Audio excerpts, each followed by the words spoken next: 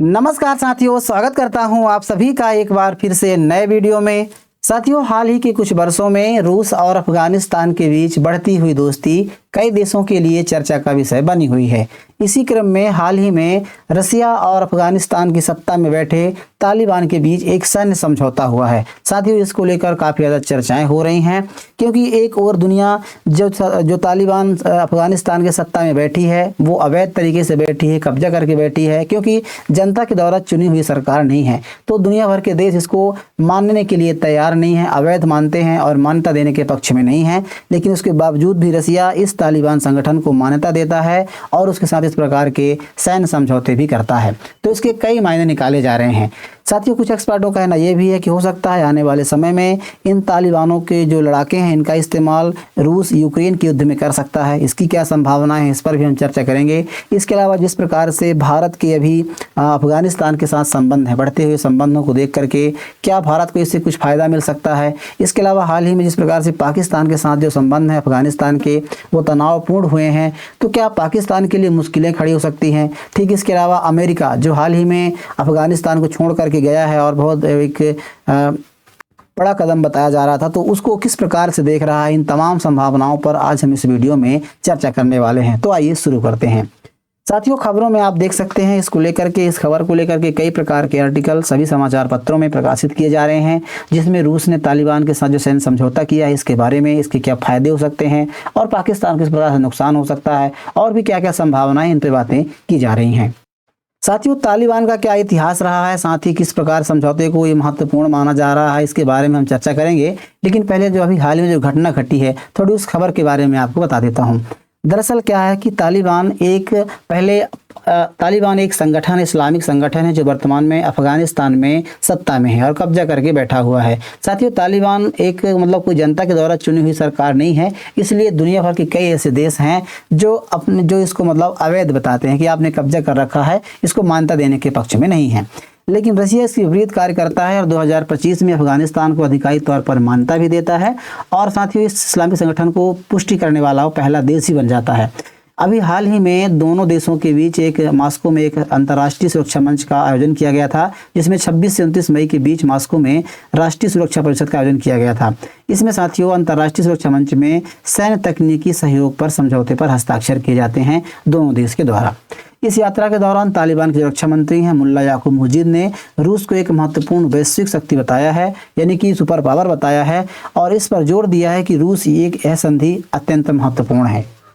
अब साथियों, ये कई देशों के लिए चर्चा का विषय बना हुआ है, लेकिन आगे हम तालिबान का क्या इतिहास रहा है और इस समझौते को क्यों महत्वपूर्ण माना जा रहा है उससे बताने से पहले मैं थोड़ा इसके इतिहास को बताना चाहूँगा, ताकि आगे हम बात करेंगे उसको आप आसानी से कनेक्ट कर पाएंगे, रिलेट कर पाएंगे।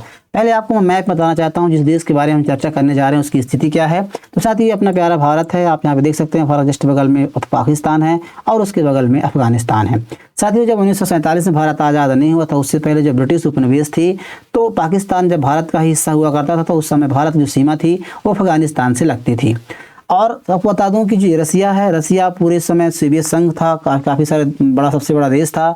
और उसके बाद क्या हुआ कि जिस प्रकार से रसिया का प्रभाव बढ़ रहा था और उस समय भारत जो कि ब्रिटिश उपनिवेश में था, तो ब्रिटिश को डर था कि कहीं रसिया भारत पर भी कब्जा न कर ले, तो उसके लिए अफगानिस्तान और भारत के बीच एक सीमा खींची गई, इसे डूरंड लाइन कहा जाता है। साथ ही डूरंड लाइन को अफगानिस्तान मानने के लिए तैयार नहीं है और अब वो रेखा पाकिस्तान और अफगानिस्तान के बीच हो गई है। तो ऐसे में क्या है कि अब जो विवाद का कारण, इस प्रकार से भारत और पाकिस्तान के बीच रेड क्लिफ लाइन है, जो लाइन है वो विवाद का कारण है। तो इसी प्रकार से अफगानिस्तान और पाकिस्तान के बीच डूरंड लाइन है, जिसको अफगानिस्तान नहीं मानता है, वो एक विवाद का कारण है। तो आए दिन पाकिस्तान और अफगानिस्तान के बीच यहाँ पर विवाद देखने को मिलता रहता है। तो इस प्रकार कुछ कहानी है, बड़ा देश है, आप देख सकते हैं। इसकी जो राजधानी है वो काबुल है। कई प्रकार के यहाँ पर सत्ता परिवर्तन हुए हैं, कई गुटों का शासन इसको देखा गया है, तो इसके लिए कई इतिहास की कहानी रही है। अब हाल ही में जो 3 तालिबान के लड़ाकों ने, जिन तालिबानों के द्वारा अफगानिस्तान में सरकार चलाई जा रही है, उनकी क्या कहानी रही है, थोड़ा उसके बारे में बात कर लेते हैं। साथियों, क्या है कि जब आप देख सकते हैं मैप में, ये नीले कलर का जो मैप दिखाई दे रहा है, ये सोवियत संघ रूस का है। सोवियत संघ रूस सबसे बड़ा देश हुआ करता था। 1980 के दशक में यहाँ पर उन्होंने अफगानिस्तान पर कब्जा किया। जब अफगानिस्तान पर कब्जा किया, साथ ही वहाँ पर क्या है कि 1978 के आसपास वहाँ पर सत्ता परिवर्तन हुआ और कम्युनिस्ट पार्टी की सरकार आई अफगानिस्तान में। जब वहाँ पर सरकार आई तो रसिया यानी कि सोवियत संघ, रूस को उस समय के ये चिंता हुई कि जब यहाँ पर कम्युनिस्ट सरकार आई है तो हो सकता है इसमें अमेरिका की दखल अंदाजी होगी, अमेरिका इसमें इंटरफेयर करेगा और अमेरिका कब्जे में चला जाएगा। तो उसके डर की वजह से रसिया ने इस पर हमला कर दिया और 1980 दशक में अफगानिस्तान पर कब्जा कर लिया, वहाँ के राष्ट्रपति को मार दिया और उसके बाद वहाँ की सेना के द्वारा राष्ट्रपति को मार दिया गया। उसके बाद अपने पक्ष के जो राष्ट्रपति थे उनको वहाँ पर बैठा दिया गया, यानी कि वहाँ पर एक तरह से तख्ता पलट हो गई और जो सरकार वहाँ पर बैठी वो अब रसिया के कब्जे वाली या फिर रसिया के समर्थन वाली सरकार थी। उसके बाद क्या हुआ कि वहाँ पर अफगान जो मुजाहिदीन लड़ाके थे वहाँ पर वो लड़ने लगते हैं रसिया के खिलाफ, सोवियत संघ की सेना के साथ लड़ने लगते हैं। अब इसका फ़ायदा देखते हुए जो मुजाहिदीन लड़ाके थे उनका समर्थन पाकिस्तान, अमेरिका, सऊदी अरब जैसे देश इन समूहों को आर्थिक रूप से सहायता प्रदान करते हैं, सैन्य रूप से सहायता प्रदान करने लगते हैं जो सोवियत संघ के सेनाओं के खिलाफ लड़ रहे होते हैं। तो एक तरह से अमेरिका एक तरफ हो जाता है, पाकिस्तान राउदी हो जाते हैं और एक तरफ सोवियत संघ हो जाता है और अफगानिस्तान में लड़ाई होने लगती है।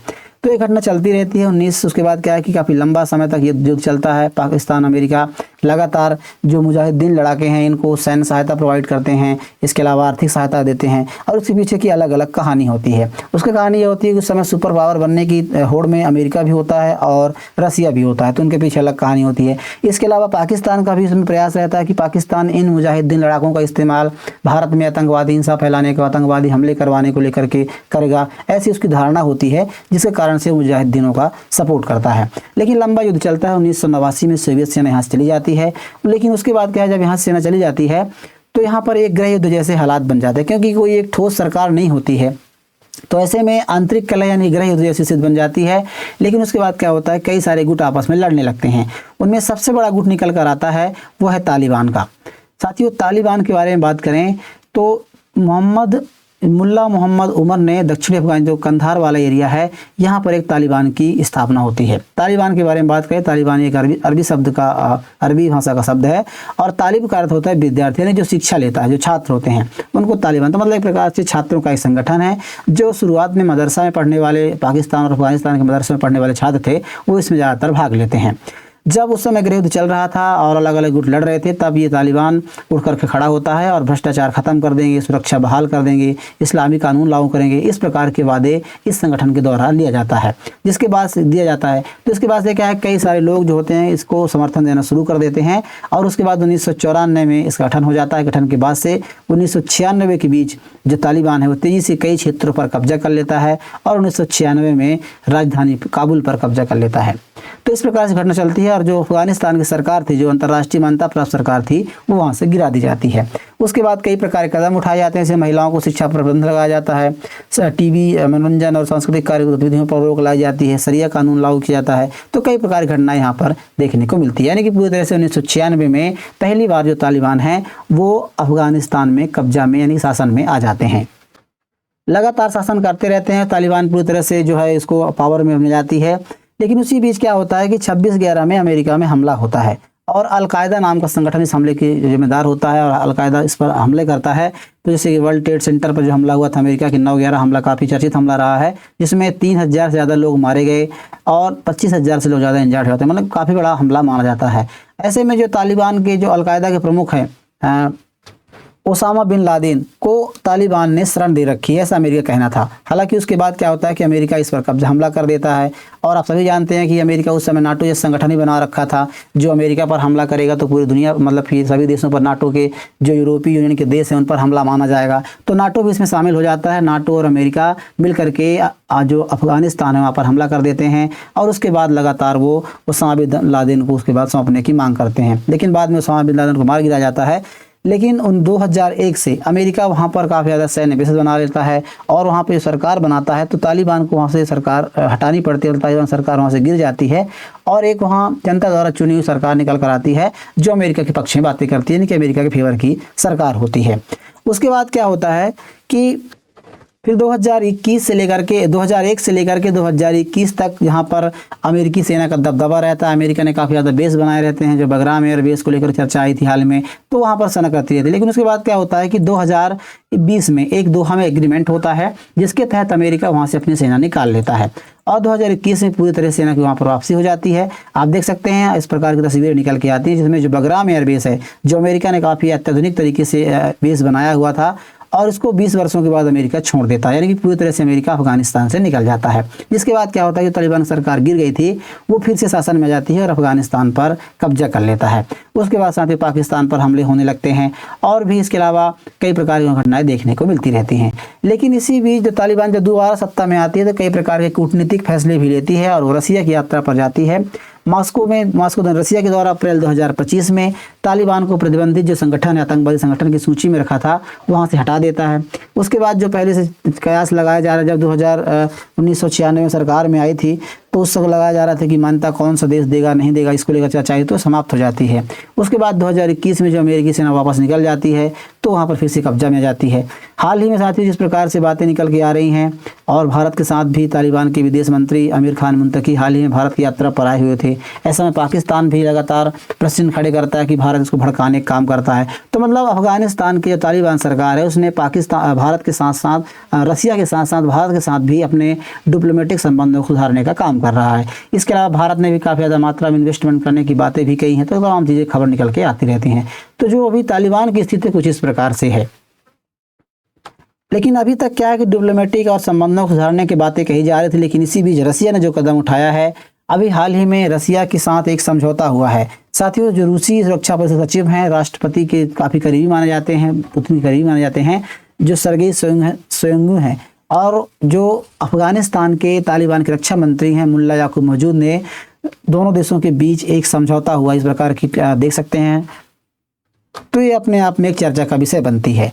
अब साथ ही उसको कई मायने निकाले जा रहे हैं। हालांकि अभी ये समझौता जो हुआ है, इस समझौते में किन किन चीज़ों को लेकर के बात बनी है, क्या कोई हथियार या फिर जो सैन्य उपकरण है वो रसिया के द्वारा अफगानिस्तान को दिया जाएगा, या फिर किस प्रकार के सैन्य समझौतों में शामिल होगी, इसका कोई विस्तृत विवरण नहीं आया है। लेकिन अभी हाल ही में सिर्फ दोनों को लेकर के मिलिट्री टेक्निकल जो कॉपरेशन है, इसके एग्रीमेंट को लेकर के बातें निकल के आ रही है।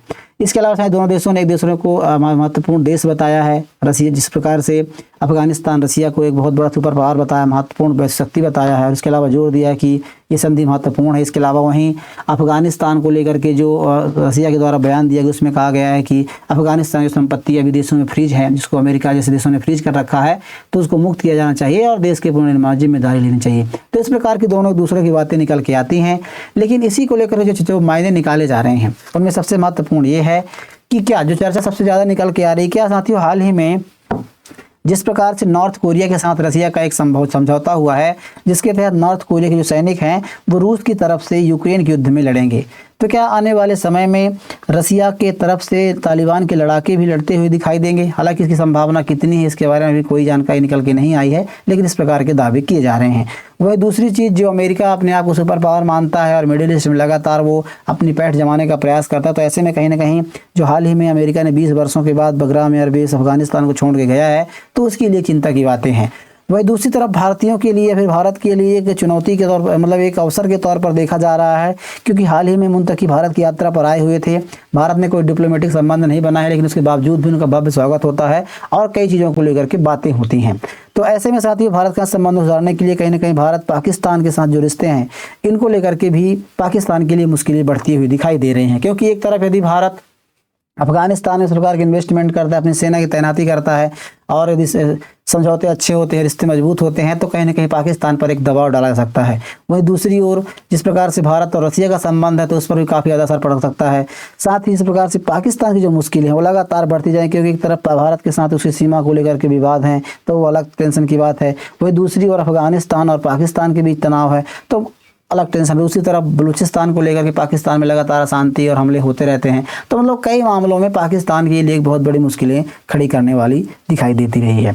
बहरहाल अभी आने वाले समय में इसको लेकर कोई और अपडेट आएगी तो इस पर हम चर्चा करेंगे। अभी इस खबर के बारे में आप क्या जानकारी क्या सोचते हैं? आपको जानकारी कैसी लगी हमें ज़रूर लिखिएगा। जानकारी पसंद आई हो वीडियो को लाइक कीजिए। साथियों दोस्तों चैनल को जरूर सब्सक्राइब कर लीजिएगा। मिलते हैं किसी ऐसे नए इन्फॉर्मेशनल वीडियो के साथ, तब तक के लिए नमस्कार।